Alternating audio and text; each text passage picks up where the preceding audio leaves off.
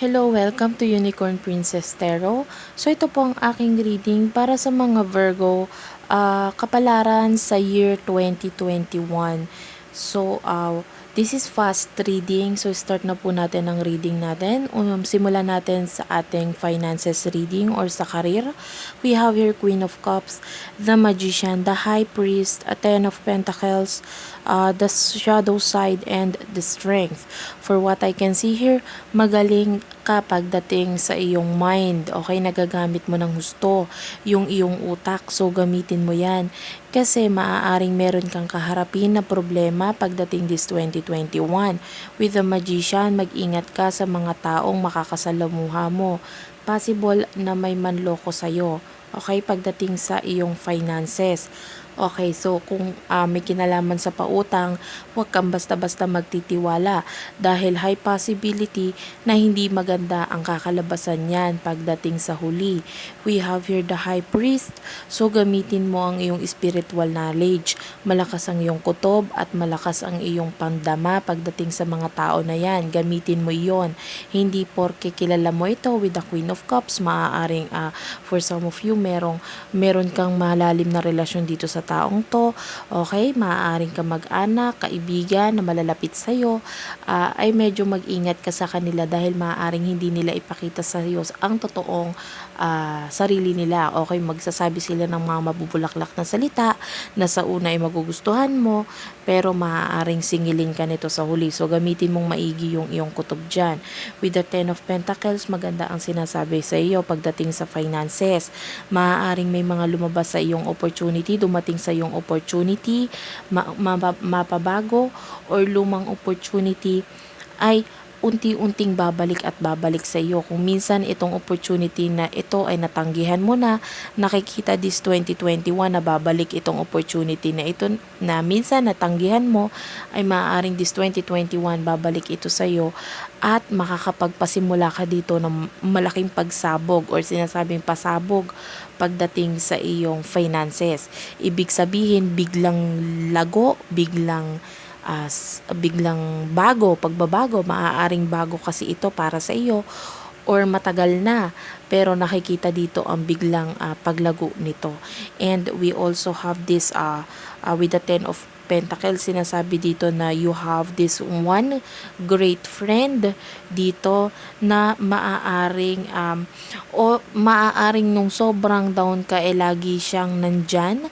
Okay, so this 2021, maaaring kung magkakaroon ka man ng matinding problema, merong isang person na laging nandyan sa tabi mo. We have here the strength and the Ten of Pentacles, pinapakita niyan na itong taong na to ay hindi ka iiwan kahit pa anong pagdaanan mo, lagi lang siyang nandyan. Okay? So, we have here with the Three of Wands, sa relationship naman po tayo or sa iyong love. We have here Three of Wands, Ace of Swords, the Chariot, the Moon, Ace of Cups, Ten of Pentacles. Meron ditong isang taong nakikita ko na maaaring lumapit or gumawa ng movement pagdating sa pakikipagrelasyon sa'yo. Or if this is a past person or yung person na karelasyon mo na, possible ang pagkikita dito. We have here Ten of Pentacles. So, this is a parang reconnection na inyong dalawa. So, maaaring merong pagkikita dito sa inyong dalawa dahil this person really sees you. Maaaring hindi pa niya sinasabi, pero nandito ka lagi sa isip at nasa puso ka nitong taong to. Or kung hindi man, ay makikilala mo na itong taong to. Maaaring ipakita siya sa iyo sa panaginip mo. We have here the Moon, Pisces energy, Aries, Leo, Sag with the Three of Wands, Cancer energy with the Chariot, and also Scorpio, Pisces with the Ace of Cups, Taurus, Virgo, Capricorn with the Ten of Pentacles, and Gemini, Libra, Aquarius with the Ace of Swords right here. So itong nakukuha ko po dito, pwede kang makabuild ng family with this person if only titignan mo itong taong ito. Kasi maaaring maraming gumugulo sa puso't isipan mo ngayon. kung this 2021 ay magagawan mo ng paraan na maiayos ang sarili mo, ang iyong buhay, ay maaaring magtuloy-tuloy ang swerte mo dito sa taong to, dahil maaaring siya na ang makakapag-build ng family sa'yo. If currently in a relationship ka, nakikita dito ang sinasabing pag-o-open up, or maaaring maraming maisasabing words dito sa inyo. So, marami ka matututunan or malalaman sa person na ito, na karelasyon mo, at ganun din naman siya sa'yo. And a lot of movement this 2021 pagdating sa iyong love. So, kung single ka, high possibility of relationship, pero nakikitaan kita ng travel. Okay? So, maaaring kailangan mong mag-travel to see this person na makakasama mo na habang buhay. So, kukuha pa ako ng more cards for you, Virgo.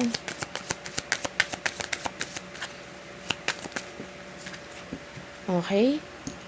We have here, be supportive, focus on love, alike attract likes. Okay, so if you are currently single or in a relationship, whether in a relationship or single ka, this 2021 maganda po ang sinasabi pagdating sa iyong love, dahil maaaring kung single ka may pag-aaminan, and kung in relationship ka meron ngang magkakasabihan din dito na kumbaga mga parang open forum ang nakikita ko dito, and mas lalo mong makikilala yung person na kasama mo.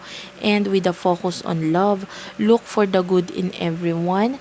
Maaaring this is an advice for you na wag mong talikuran, or I feel like etong opportunity na ito na maaaring makapagbigay sa'yo ng kaliwanagan, or ng sinasabing magandang kinabukasan pagdating sa 2021 mo, mag-focus ka dito. Okay? Maaaring kasi masyado ka pang focus sa mga bagay na tingin mong makakapagbigay sa'yo ng stability. Pero nakikitaan ko dito na medyo malaki ang sinasabi dito.